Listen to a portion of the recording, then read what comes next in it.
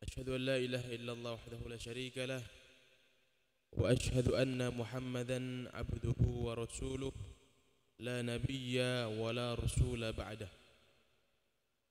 اللهم صل وسلم وبارك على نبينا محمد وعلى آله وأصحابه أجمعين. اللهم إنا نسألك علما نافعا ورزقا طيبا وعملا متقبلا. اللهم إنا نسألك الهدى والتقى والعفاف والغنى. رب زدنا علما وارزقنا فهما. Alhamdulillah jamaah subuh Masjid Agung Darussalam Serui yang insyaallah dirahmati dan dimuliakan oleh Allah Subhanahu wa taala. Kita bersyukur kepada Allah Subhanahu wa taala karena sampai pada subuh hari ini Allah Subhanahu wa taala masih mencintai kita. Apa tanda cintanya Allah Subhanahu wa taala kepada seorang hamba?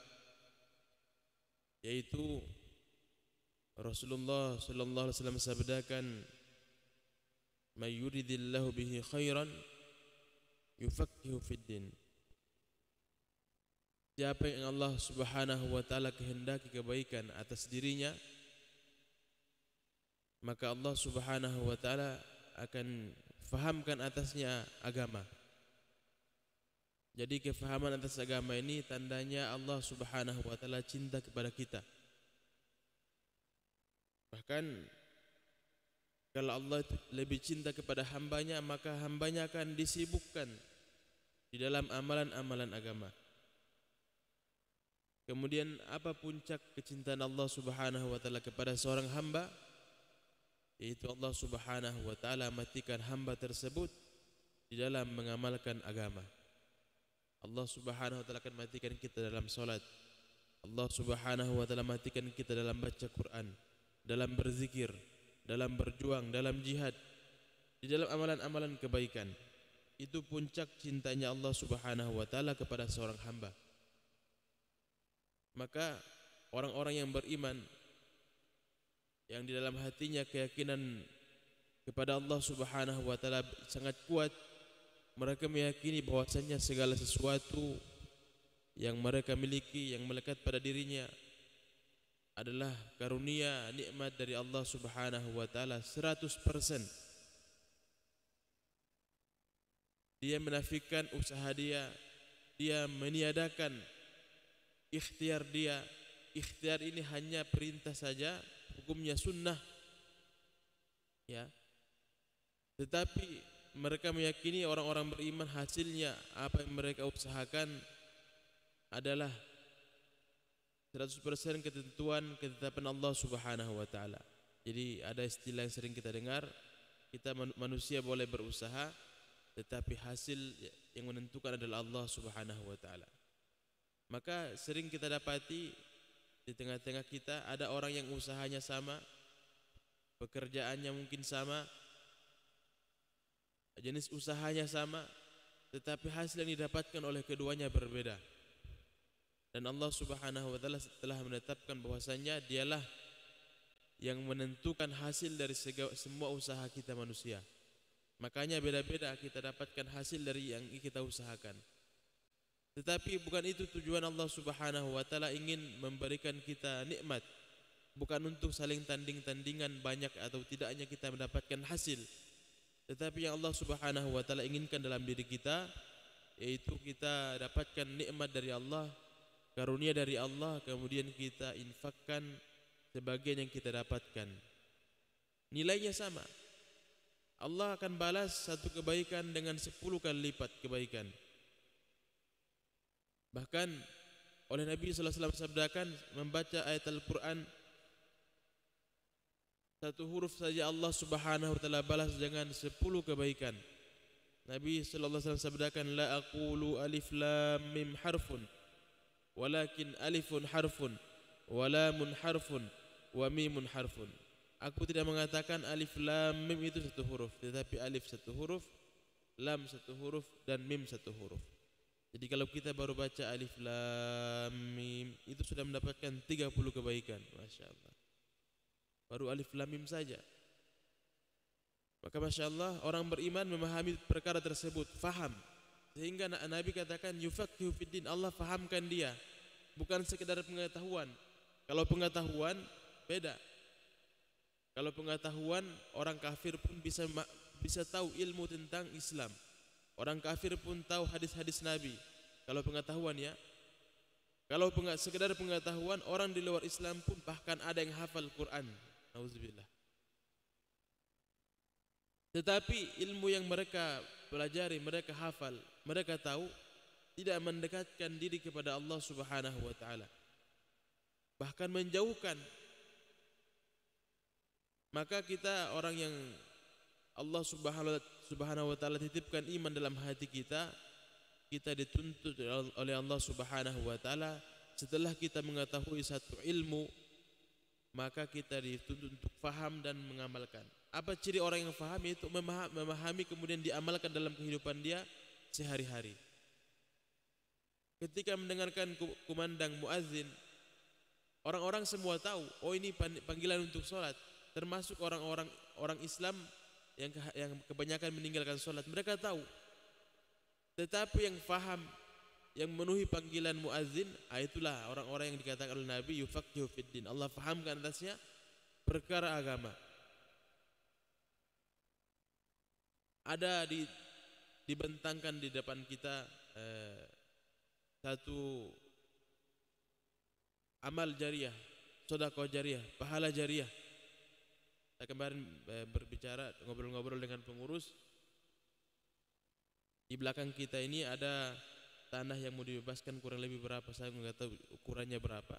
Tapi itu niatnya untuk diperluas halaman tempat sekolah kita di belakang, yang tentunya itu adalah sedekah jariah kalau bagi kita jamaah yang ingin menginfakkan sebagian harta kita.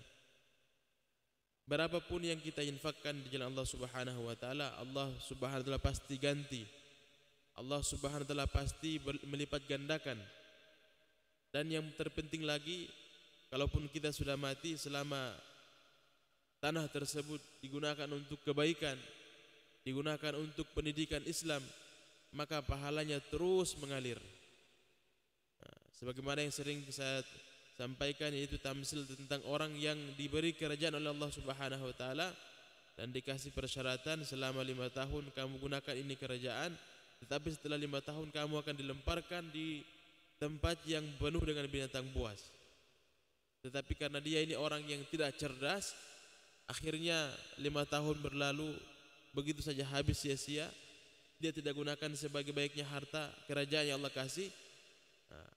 Dilemparkanlah dia ke tempat hutan yang penuh dengan binatang-binatang buas. Tetapi orang kedua diberi kerajaan yang sama. Kemudian karena dia orang cerdas, maka tahun pertama dia kirim pasukan untuk membunuh semua binatang-binatang buas. Tahun kedua dia kirim pekerja-pekerja untuk membersihkan tempat tersebut. Kemudian tahun ketiga dibangunlah di sana bangunan-bangunan istana baru lagi dia bangun. Tahun keempat setelah jadi dia pindahkan semua barang-barang dia ke sana sedikit demi sedikit. Dan tahun kelima setelah masa jabatan kerajaannya habis, dia penuh bahagia, wajahnya tersenyum. Karena kenapa? Dia sudah tahu tempat dia kembali ini bagus. Binatang-binatang tadi sudah dibunuh semua.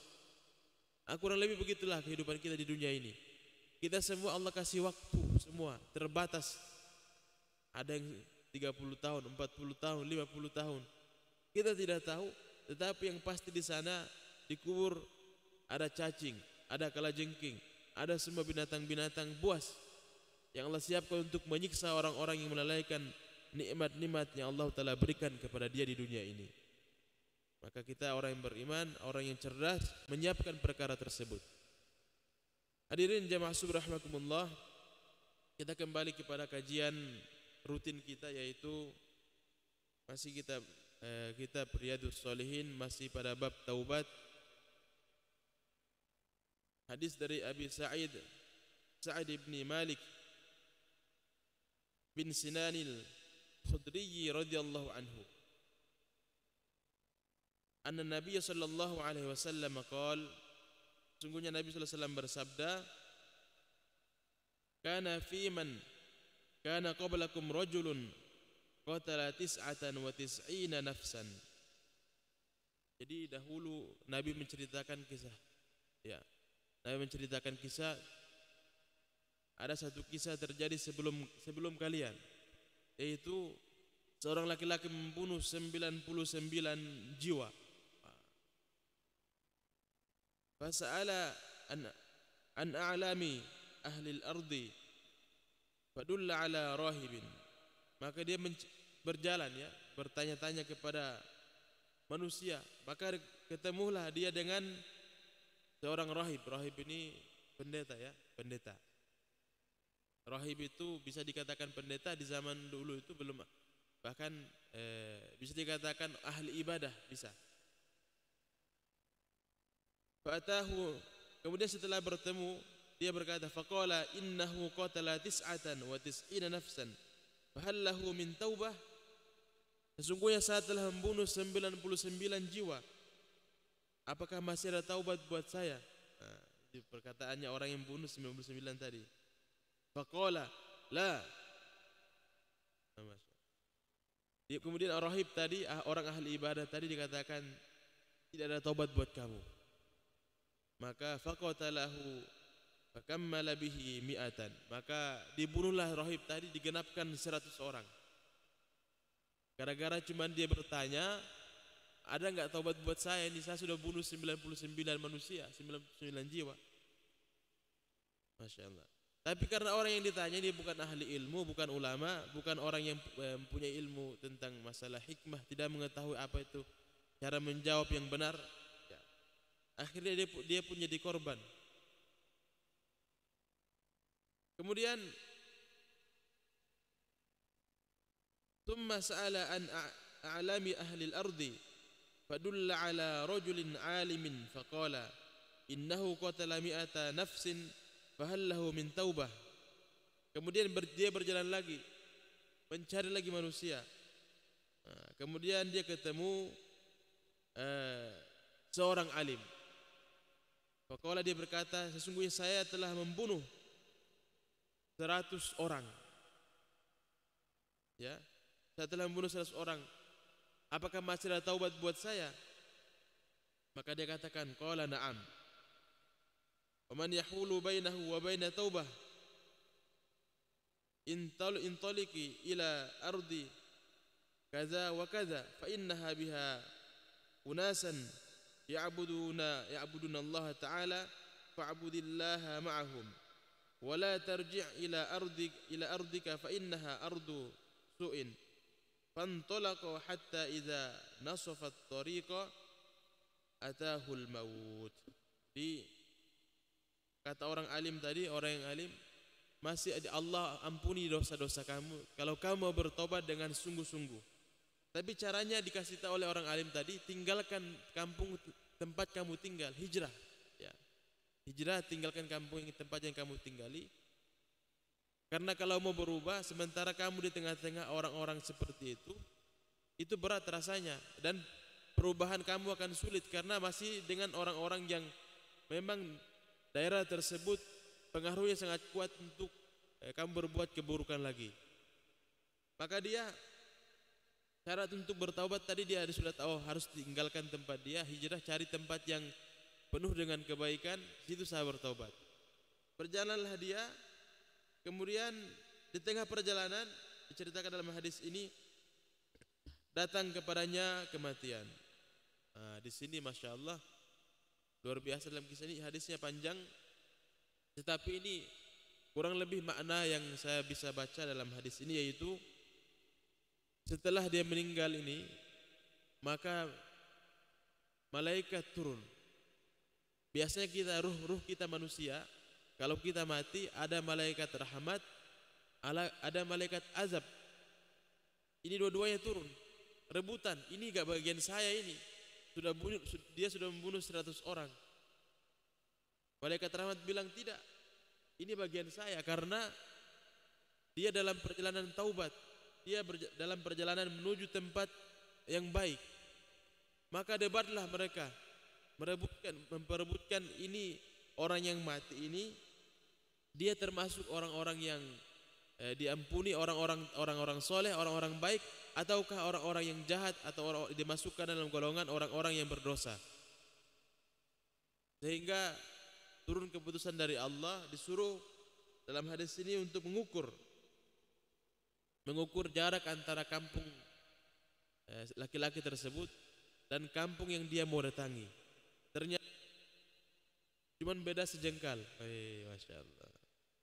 Cuma beda sejengkal, lebih dekat kepada kampung yang dia datangi. Maka dia dimasukkan termasuk dalam orang-orang yang dirahmati, diterima taubatnya, termasuk orang-orang soleh. Diambillah ruhnya oleh malaikat rahmat. Jadi Masya Allah, dalam hadis ini luar biasa. Ini riwayat muttafaqun alaih. Ya, bukan hadis dhaif, tapi ini hadis derajatnya sahih, diriwayatkan oleh Al-Bukhari dan Imam Muslim. Dari sini kita bisa ambil pelajaran bahwasanya taubat itu jangan ditunda-tunda. Jangan bilang nanti sebentar, karena kita tidak tahu kapan datangnya kematian kepada kita. Kemudian ada tips ini dalam hadis ini, Rasulullah ceritakan kalau mau berubah dari satu keadaan maka tinggalkan tempat tersebut. Kalau misalnya kita tinggal di suasana yang memang di situ keadaannya mempengaruhi kita untuk tidak bisa berbuat kebaikan, cari tempat yang dekat-dekat dengan orang-orang soleh. Cari tempat yang bisa mendekatkan kita kepada Allah Subhanahu wa taala. Cari tempat yang suasananya memudahkan kita untuk taat. Itu cara yang disampaikan oleh Rasulullah dalam hadis ini. Kemudian dalam hadis ini juga kita ambil satu faidah, yaitu jangan pernah kita memvonis siapapun itu, walaupun kelihatannya dosanya sangat banyak di mata kita ya. Karena kita tidak tahu kapan Allah Subhanahu wa taala mengampuni manusia tersebut, orang tersebut. Boleh jadi siang harinya kita melihat dia minum khamar. Boleh jadi siang harinya kita melihat dia berbuat maksiat kepada Allah. Tapi kita tidak pernah tahu malam hari dia mengangkat tangannya menangis kepada Allah Subhanahu wa taala meminta ampun. Kita tidak tahu itu. Maka tidak boleh manusia itu memvonis kepada siapapun yang dia lihat, hatta kepada orang kafir sekalipun. Ya. Sampai kepada orang kafir yang hari ini kita lihat masih hidup, tidak boleh kita merasa oh itu ahli neraka ini. Oh tidak boleh begitu. Nauzubillah. Kita tidak tahu, boleh jadi besok atau lusa atau yang akan datang dia Allah beri hidayah masuk dalam Islam dan kita tercabut keimanan kita. Ini banyak terjadi dalam Islam, kisah-kisah yang Allah ceritakan melalui Rasulullah sallallahu alaihi wasallam, yaitu bagaimana orang yang dahulunya taat kepada Allah sampai orang-orang melihat oh ini penghuni surga ini, tapi ternyata di akhir kehidupan dia maksiat kepada Allah, di akhir kematian dalam keadaan maksiat kepada Allah Subhanahu wa taala, dan dia mati dalam keadaan kafir, naudzubillah. Jadi masalah hidayah, masalah taubat, masalah kebaikan, keburukan, ini bukan hak kita untuk memvonis, menilai. Tugas kita kalau kita melihat satu kemungkaran, ini Nabi sudah sampaikan. Kita ambil hadis yang disampaikan oleh Nabi, itu man ra'a minkum munkaran falyughayyirhu biyadihi fa in lam yastati' fa bi lisanihi fa in lam yastati' fa bi qalbihi wa dzalika adhaful iman.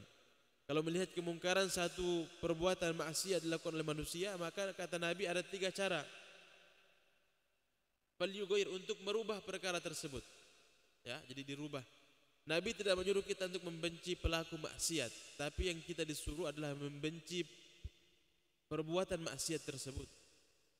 Jadi disuruh menarik, memegang tangan, ataupun kalau bisa ditafsirkan dalam hadis ini itu gunakan misalnya tangan ini maknanya luas, bisa digunakan maksudnya kita punya kekuasaan, tanda tangan kita kalau sekarang ya.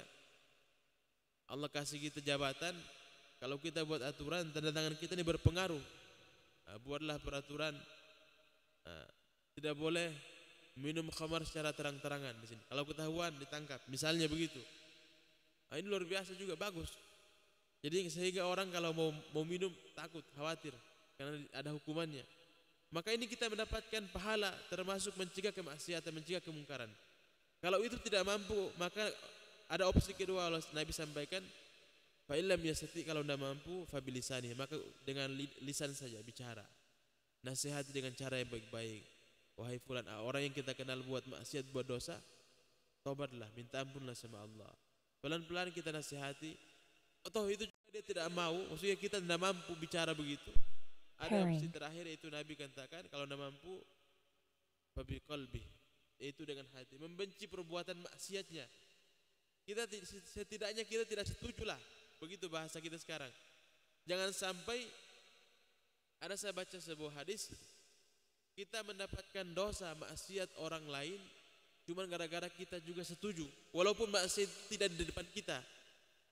Misalnya terkenal pernah viral itu kisah LGBT. Mungkin kita tidak tidak melihat ataupun tidak menyaksikan, tetapi kita bilang, oh biarkan saja, ini termasuk hak asasi manusia. Ini secara tidak langsung kita menyetujui juga, dan dosanya kita dapatkan. Cuma gara-gara kita tidak peduli, tidak membenci, bahwasanya itu adalah perbuatan maksiat. Jadi maka Nabi katakan, wadzalika adhaful iman, membenci perkara maksiat adalah selemah-lemahnya iman. Jadi derajat yang paling rendah dalam diri dalam diri orang Islam, dalam diri orang yang beriman, yaitu derajat iman yang paling rendah adalah membenci perbuatan maksiat. Jangan sampai kita tidak benci, minimal kita benci dengan perbuatan maksiatnya, bukan dengan orangnya ya, bukan. Maksiatnya jangan kita setujui. Maka semoga dengan hadis yang kita bacakan ini berkesan dalam hati kita, kita bisa amalkan dalam kehidupan kita sehari-hari. Dan yang terpenting, kita menjadi sebab hidayah buat manusia yang lain.